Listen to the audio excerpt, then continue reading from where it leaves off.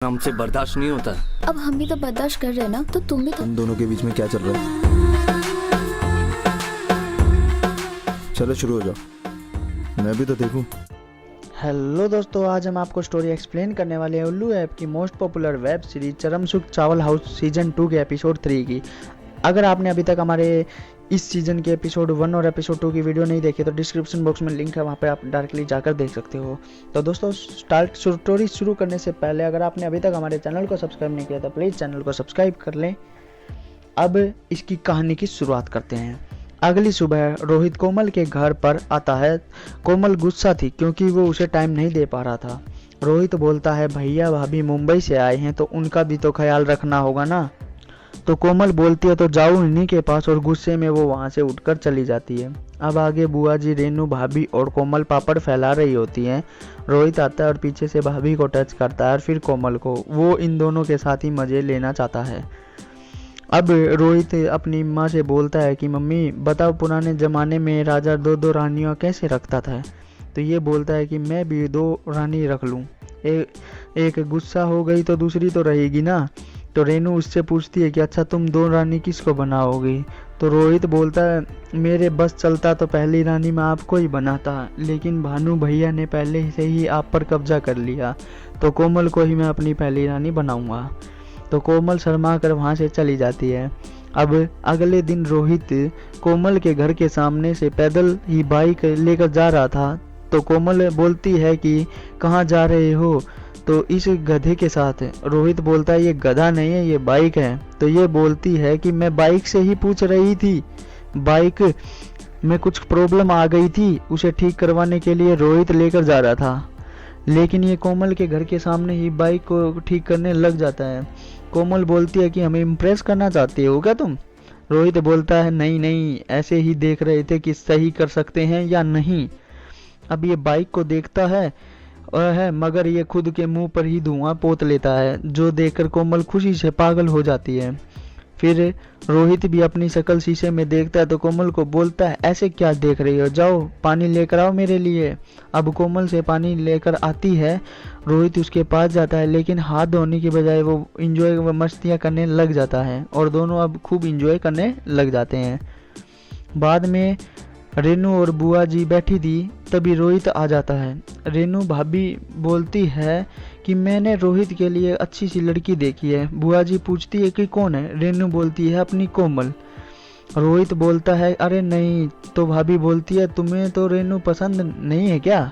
बुआ जी बोलती है, मुझे तो लड़की पसंद है। तो रोहित बोलता है कि अगर आप लोगों को कोई दिक्कत नहीं है तो ठीक है। अब रोहित बोलता है कि आप लोगों को मेरी शादी के अलावा और कोई बात नहीं है करने को। तो भाभी बोलती है, अब तुम्हारा घोड़ी पर चढ़ने का टाइम आ गया है। अब आगे रेनू भाभी पर अकेली थी और रोहित फिर से मौका देकर रोहित इनके कमरे में घुस जाता है और पीछे से पकड़ लेता है। भाभी बोलती है, कोई देख लेगा। तो रोहित बोलता है, कोई नहीं है घर पर, भैया काम से गए हैं, मम्मी पापा टहलने के लिए गए हैं। अब रोहित बोलता है, भाभी हमारी शादी कराने की जल्दी पड़ी है ना, हम शादी तो कर लेंगे मगर सुहागरात आपके साथ ही मनाएंगे। अब ये दोनों शुरू हो जाते हैं। तभी थोड़ी देर बाद भानु भैया आ जाते हैं और इनकी आवाज़ें सुनकर ये सब कुछ समझ जाते हैं। वो अंदर मज़े ले रहे थे, ये बाहर खड़ा होकर सब कुछ सुन रहा होता है। अब रात को हमारी रेनू भाभी भैया के साथ कमरे में रेडी हो गई थी, लेकिन भानु भैया इनकी उन हरकतों से दुखी थे जो इन्होंने दिन में किए थे। अब ये उठकर सीधा रोहित के कमरे में जाता है और उसे उठाकर बोलता है, मेरे साथ चल, कुछ जरूरी काम है। रोहित बोलता है, इतनी रात को। अब रोहित भैया के साथ जाता है और भानु भैया इसको गुस्से में भानु के बेड पर धक्का दे देता है। रोहित धीरे से भाभी को बोलता है कि क्या हुआ। अब भानु भैया टेबल लाते हैं, बैठ जाते हैं और बोलते हैं कि तुम दोनों शुरू हो जाओ। ये सुनकर दोनों खड़े हो जाते हैं। भाभी बोलती है, ये क्या बोल रहे हो तुम, आज ज़्यादा नशा कर लिया क्या। तो भानु भैया बोलते हैं कि मुझे सब पता है तुम लोगों का क्या चल रहा है। भानु भैया बोले जा रहे थे कि शुरू करो, लेकिन ये लोग नहीं सुन रहे थे। भानु भैया बोलते हैं कि मैं ही शादी उठाकर करूं, हेल्प करूं क्या कुछ साड़ी उठाकर। अब भानु भैया गुस्से में जाकर रेनू भाभी की साड़ी उठा देते हैं और बोलते हैं कि शुरू हो जा। अब ये दोनों शुरू हो जाते हैं। धीरे धीरे जब रोहित बेड के ऊपर जाने लग रहा था, भानु भैया इनको बिना कुछ बोले देखे जा रहे थे। जैसे ही वो एंजॉय करने में लास्ट तक पहुंचे, वैसे ही भानु भैया इन्हें वहीं रोक देते हैं और बोलते हैं रोहित को, अब तू निकल जा। भानु भैया बोलते हैं निकल जा, नहीं तो तेरे बाप को बता दूंगा, और रोहित वहां से चला जाता है। अब भानु रेनू के साथ शुरू हो जाता है।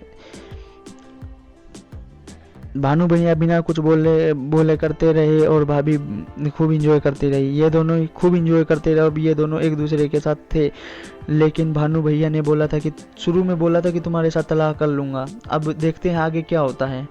यहीं इसके एपिसोड 3 की कहानी शुरू खत्म हो जाती है। फिलहाल इस वीडियो में इतना ही।